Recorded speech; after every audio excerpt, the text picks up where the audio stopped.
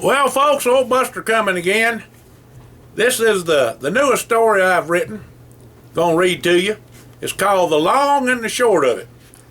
Now, it's a little bit different from the rest of the stories, and I've mentioned some of this in some of the past stories, but I just had something come over me telling me that I want to kind of put the record straight about us and the boys. You all know we all come from the South, and we live by two words, and we do live by it, and our actions are like that. And we believe, like I told you, my grandpa and them told me, to live by two words, just do right. And we do that. So I just want you to understand. Now, I know I wrote a story here not a week or two ago I put up called Is. And you need to understand that's the way it was back then. But some of us was raised where race didn't make a difference. My family came here from Czechoslovakia on my mama's side that raised me. And they had a hard road to hoe because they were the outsiders. But they had papers. They come here and made a life, learned the language, never asked nothing from anybody, from the government, money or nothing. And went to farming and made a good living. I come along, I guess I was all kind of cotton to because I was a grandchild raised by the grandparents. And this kind of tells you a little bit about that. And I hope y'all kind of understand where I'm going here. Because just because we're the South doesn't mean that you can call us names and call us racist and call us whatever the heck you want to call us. Because we're patriots, we have fought for this country. The Tipton side of my family's been here since the 1680s, before it was the United States. They were throwing the tea in the bay. So I got a long history in my family here in this country. We fought in every war, and if you're an American, you have all the rights as anybody else. If you try to come in and change this country, do bad things to this country, then we will protect it with our life against all foreign and domestic enemies. And that's an oath I took when I went to the service during Vietnam, and I'm just letting you know that. And that's how all four of us boys feel. Now, not all of us went to the service, but I did. So I'm going to read this little story and hope y'all appreciate it. The long and the short of it. Well, Buster called all the boys together and asked them to listen to his story. Y'all all know we've been thick as thieves about as long as we can remember. But you don't know what all happened to me before we met up. I want to tell you about it all as best I was told and what I can remember. I've had a right smart of thinking to do about it all, and I want to be sure a good understanding makes good friends, as Grandpa Gus would say. You know, I keep a journal, and y'all also know I keeps a whole lot to myself. I took from my journal what I wrote and what I remember, and I'm going to tell y'all all of it as best I can. When I was born, my daddy was trying to bed my mama's best friend. Miss Rita told my mama, and she sent my daddy a packing. He done the best thing for me by leaving me alone all these years. Mama had to go to work over to the airport in Stuttgart at the end of the war, so couldn't keep me with her since they didn't allow no youngins. My grandpa Lawrence Tipton took care of me out at Four Forks halfway betwixt Ebenezer and Kalachi Bay. Now, Grandpa would shoot a squirrel and make a broth and put it in my bottle. I was a-walking at 9 months, just a-toddling. I remember looking through the cracks in the floor of that old shotgun house with the floor scrubbed white with lye soap and a brush. I seed the chickens and hogs and dogs and every other kind of critter that come up under there. I was a happy baby, they tell me, though. Well, Grandpa would also put white lightning. Now, some people call it the moonshine, or some people just call it the liquor. But he'd put that in my bottle because the water was bad. Well, one day my Grandpa Gus come by to check up on me and visit for a spell with my Grandpa Tipton. It's Lawrence's first name. Whilst a talking, they seed me toddle over to where a mason jar was on a little table there. I grabbed a hold of it and drank what was in it. I thought it was the white lightning, I reckon. When Grandpa Gus seed that, he knowed what was happening. It was coal oil. That's kerosene, what another word for it, for the lamps that we had, for light. Well, Grandpa Gus gathered me up and put me in his an old Jeep and carried me to the hospital and had my stomach pumped, he said later on to me. He told me and Grandpa Lawrence that it was the last time I'd be staying at Four Forks. I'd be staying with him and Grandma Clara from then on out.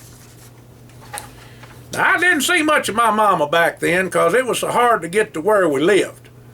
It was before the Blue Rock Road, and the ground was gumbo and buckshot and would ball up on a feller as so much that you couldn't walk. A feller's tires on his car would get stuck in the first 10 foot or so. The bus couldn't make it down there. It'd get stuck too. The bus was what Mama had to take, but couldn't make it even if it was a drizzle. Well, later on in life, I found a letter my mama wrote to my grandma explaining all of this and was upset since I had been sick and all, from a letter my grandma wrote her. She said she missed me and dearly loved me and wished she could come back home. I stayed with Grandpa Gus and Grandma most of my life, but did get to stay with my mama when she married up again with George. They had a baby together named Gary. He's my half-brother. It just didn't work out for me living with him, so I went back to my Grandpa Gus and my grandma. He was my idol, and they was, well, both of them was my rock. I was driving by myself at 9, driving before that though, and blasting beaver dams and stumps at 10. I would drive into Swain's hardware store there in England for dynamite and blasting caps and carry them on back to the farm. But before that, we lived in a shotgun house down on the place. Well, that's what we called the farm. And I was the only white boy there. Back then, there was no color but green. You had to work to eat. I hoed and chopped cotton, along with picking it too, and worked over to the gin and tromping cotton in trailers to be unloaded. I had 2 dear friends, named Horace and Morris Mitchell. They was twins, and we was inseparable. We stayed over at each other's house and played and worked together too. I could always really eat, as y'all know, and I raided the ice box at both our houses all the time. Now, when I say ice box, that's what it was. You put chunk of ice in there and kept it cool. Wasn't no refrigerator. Our mamas knowed how we could eat and always had something for us in there. When we was 6, we started to the school. The twins' mama put them on a bus one morning and sent them off to their school. My mama did the same with me, but put me on a different bus. I just thought I missed them and meet up with them at the schoolhouse, but that wasn't so. When I got home from school that day, Horace and Morris was waiting on me. They said, "Buster," now that's what my grandpa called me, you know, "Buster, how did you like your new school?" I told them I hated it and wasn't going to go back. Well, Horace asked me why not. I said because I got a whooping for not eating liver, and you know I dearly hate liver. I got another whooping for not eating their liver, and then a whooping for throwing up. You know, it made me sick. I always would get sick when I ate that liver. It was so hot in that place a body could barely breathe. The buffalo gnats was a swarming so thick you could breathe them in just like down on the creek with the stock in the evening. Well, Horace said, we like our school. We can get to take a nap and no chores, and we get snacks too. It's so cool in there a body just about needs a sweater. Cool, I said. You know it ain't cool this time of year. Well, it sure is, said Horace. Well, how come, I asked. It's called the air condition, said Morris. Well, what's the air condition, I asked. We don't know, but it's sure enough cool in there. The next morning, I run off and went on the bus with Horace and Morris to their school. It was so cool in there, and we was a-playing and had us a snack, was happy as 2 peas in a pod. Then both our mamas come in. They took us by our little hands and took us outside. Horace and Morris was took by their mama on towards the house, just a-crying. My mama was a-taking me home too. She had me by my little hand, and me and the twins, like I say, was a-crying something fierce. Didn't understand why they was taking us apart. I looked up at my mama with tears in my eyes and asked my mama why I couldn't go with Horace and Morris to school. She kneeled down on the ground and looked into my eyes with tears in hers and told me, "Buster, you ain't their color." It just near about broke my heart, I tell you. And to this day, reading this story makes me feel that way. Us boys loved each other to death. That's all I can tell you. Never had any problems, nothing. I won't get into it, but I'm telling you, that's the bad thing right there. Well, me and the twins would also go to the picture show on Saturday for the double feature and the cartoon with the dime we got for working. It only cost us a nickel, and Miss Inez would let me in when the picture show went up to a dime if and I took up the tickets. Then I still had my nickel to spend. Now, I'd help the twins to get in too if and they didn't have no money and they was let to come to town, because they always wasn't able to come to town. Back in, the colored had to sit in the balcony and the whites sit downstairs, and I've said this in other stories, true. Well, I didn't like the downstairs one bit, and I liked to sit in the balcony with the twins, plus all the other fellas up there I knowed. I knowed most of them. And I could see better, and I just liked it up there. Well, Miss Inez was friends with my grandma and grandpa, her and her husband, and he was postmaster, but he run the projector. So she told everybody to let me be. Boys, one of the reasons I'm a-telling y'all all this, that I'm sure enough vexed. You are? How come? Asked Walter, and Hired, and Jesse. They all concerned about me.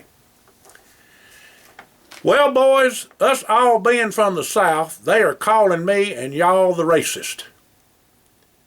Now, I know we're all about living by two words we was raised on. Do right. Just do right, it'll be okay. We just don't cotton to injustice and sure enough think a feller ought to be responsible and accountable for his actions. Don't matter none about his color or how much money he got. If you is American, you got rights the same as everybody else. I don't think any of us boys deserve to be called out for not doing right. We is all a mite different. Like I'd dearly detest liver and beets. Hired can't stand no liver or none of that blood pudding that Grandpa Gus eats. That's what they ate over in Czechoslovakia. And Jesse ain't even going to eat nothing sappy or no corn, I'm here to tell you, even if his pheromones is jumping up on him. And Walter won't eat no green peas. He'll eat about anything else, including apple core, but he won't eat no green peas. But for sure, we are patriots and don't hold for people coming in to tell us we need to change to their ways. Boy, this here little story is just the start of what all I want to tell y'all, so we can get together another time and let me tell what all I got to allow. If you's up for it, that is. What you got for us next time, says Jesse. We all know this here topic right well, and it ain't no surprise for none of you, I said. Well, what is it, declared Hired and Walter. Ain't nothing but one word. Women! Ha ha! Well, y'all have a blessed day. So Buster coming signing off for you. And if you ever have any comments about those stories, just give me a buzz at busterandtheboys@yahoo.com. I'll be glad to answer you. I'll call you on the phone, give you something to eat or drink, a place to stay, whatever you need. But I appreciate it. You know, I've written a lot of books in my life. Y'all probably don't know this. I've written over 109 in my career field. And I've written about probably 8 of these little short stories. And the only thing I can say about any of the things I've ever written is one thing. If you like it, okay. If you don't like it, okay. It's when you don't have a opinion is what matters. Something really wrong then. Y'all have a blessed day. I'm going to sign off now. Old Buster gone. Thank you.